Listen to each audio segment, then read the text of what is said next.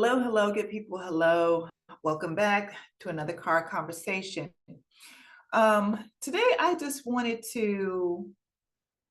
to talk about Gaza for a little bit. Um, Several of you have DM'd or been in my inbox. You don't talk about Gaza anymore. You don't talk about Gaza anymore. And it's not because I completely stopped paying attention to Gaza. I have said this in a previous video, and I'm going to reiterate this. I truly believe that the only shift and change in regards to what is happening in Gaza and the US's involvement in that, we're only going to see any type of resolution and change when Kamala Harris gets in office. 45 has point blank said, Israel, just finish it and finish it as quickly as you can. That video is out there. These are not my words. These are his. Kamala Harris, if you watch the DNC, she did address. There's a lot of people that are putting half the clip out there. If you're going to post the clip about what she said about Israel and Gaza, please post the whole clip that she, everything that she said in that moment about both. Because that's being disingenuous, just posting half of it and having people believe that she only spoke on behalf of Israel. That's number one. Number two, I believe that she can't completely shift and move away from Biden. And I don't think there's going to be a great, vast difference that we're going to see. But I do believe that we will see some movement, and we will see some movement in a positive direction. And what that movement looks like, I don't know. And honestly, I don't think she should say at this point. That would jeopardize a lot of votes and AIPAC people, etc. So I believe that's why she's not being very clear and definitive on what she would do as president. And she's falling back on this, Biden and I are working day and night, etc. However, I do still only see any possibility of movement on this situation in regards to stop giving them our tax dollars, supporting Israel. And then, of course, stop sending military support, stop sending, drones and bombs, and stop sending all of that. For me, it's very simple. And I just think on the simplest of terms, if I was giving a friend money, loaning a friend money, and I found out that friend was going out and buying guns with it and going out and shooting people in their backyard, I'm no longer giving my friend any money. There's no question. I'm not giving you any more money. I'm not doing that. But I know this is on a much larger scale because we're talking global relationships in a lot of different areas. So I literally just saw.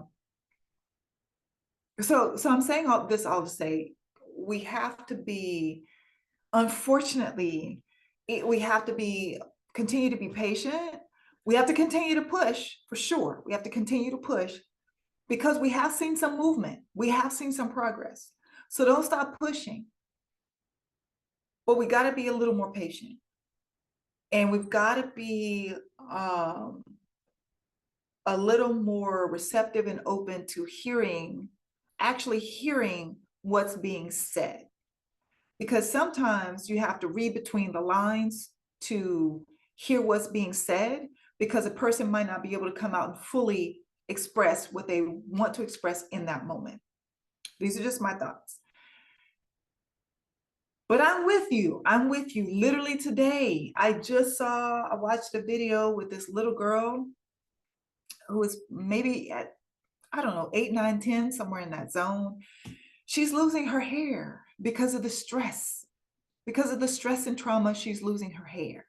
And the little girl said, well, she just hopes that her hair grows back before her birthday on September 15th so she can be pretty for her birthday.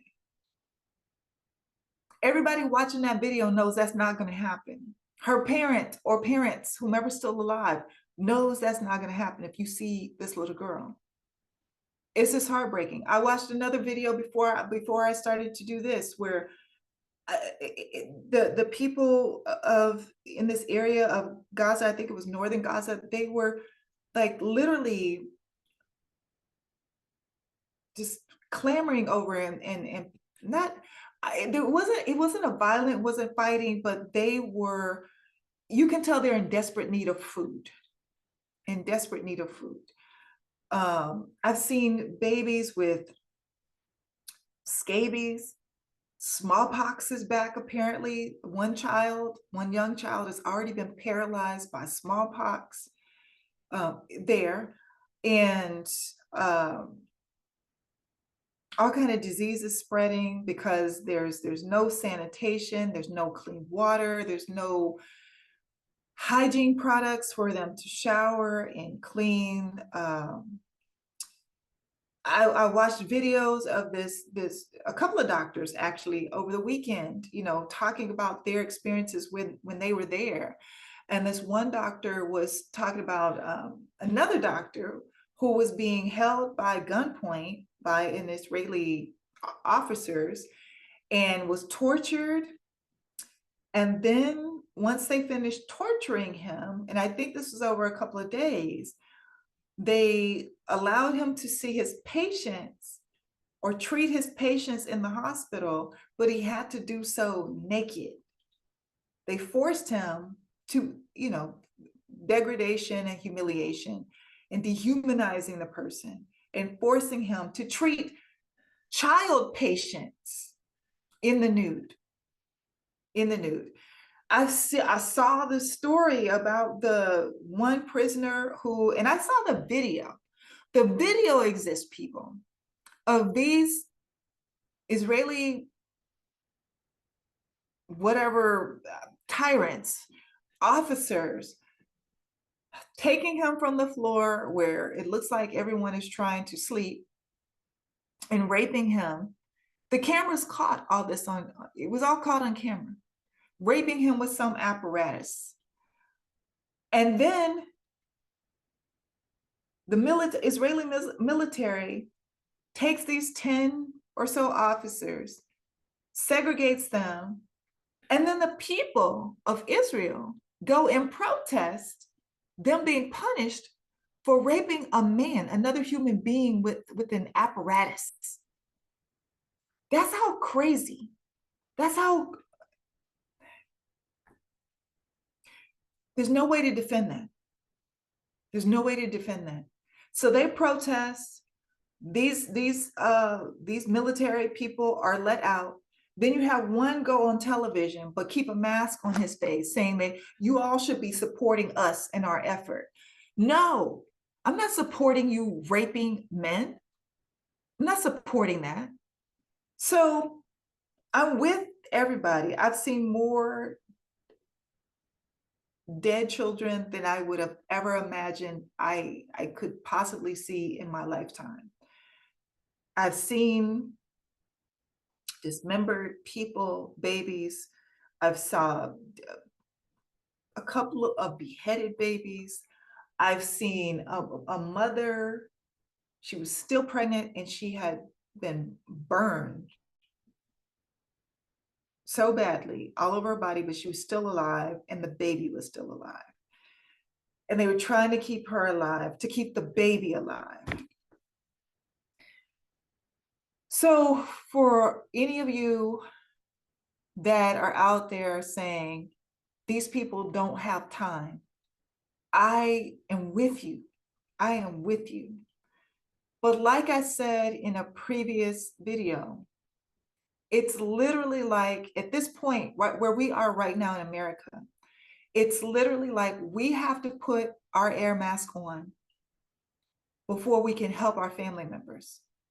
sadly, because of this wave of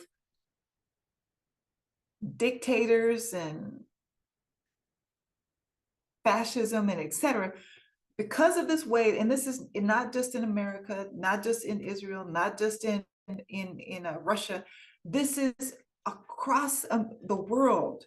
These people are popping up and doing the most heinous things and acts against other human beings.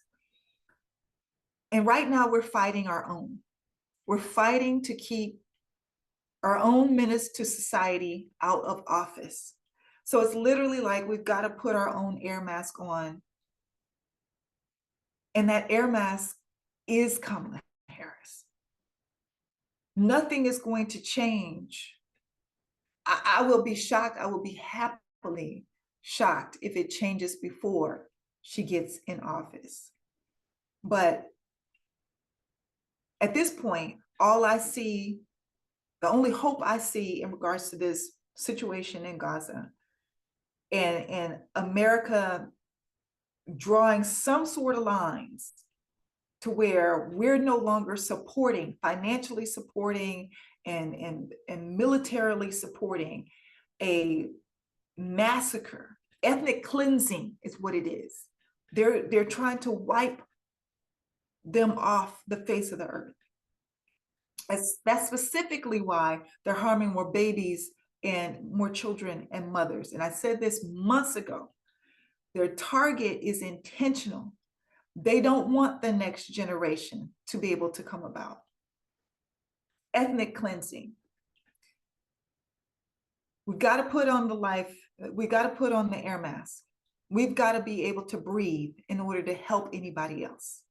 So for all of you out there that are saying, I'm just not going to vote for anybody, I'm going to sit on the sofa and I don't care, I can deal with another 4 years of 45. You can't. You can't. Everything that you're doing right now will change. Your entire way of living will change. Your livelihood, everything will change. Don't believe me? Read Project 2025 for yourself. Read it for yourself. I'm begging you. Find the Cliff Notes. Kamala Harris has put it on her website. There are a couple of other organizations that have like a short version on their website. Everything about our lives in America will change if that individual is able to get back in office. So I'm begging you, put on your air mask first. And let's continue to push Kamala Harris to do the right thing.